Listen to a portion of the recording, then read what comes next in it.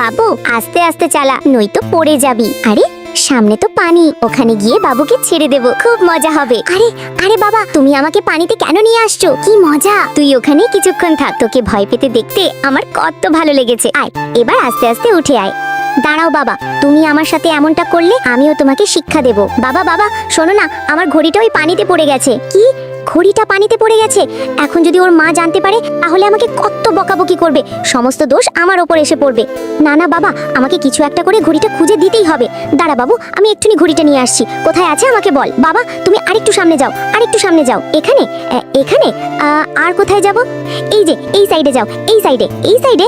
কই, এখানেও তো দেখছি না। তাহলে ওই দিকটায় যাও বাবা, ওই দিকটায়। এখানে ওখানে সব জায়গায় খোঁজাখুঁজি করলাম, কই তোর ঘড়ি তো কোথাও পেলাম না।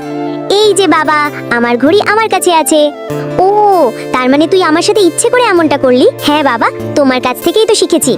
এই ছবিটাকে সুন্দর মনে করলে ভিডিওতে লাইক করে চ্যানেলটাকে সাবস্ক্রাইব করো, এরপরে আল্লাহ লিখো।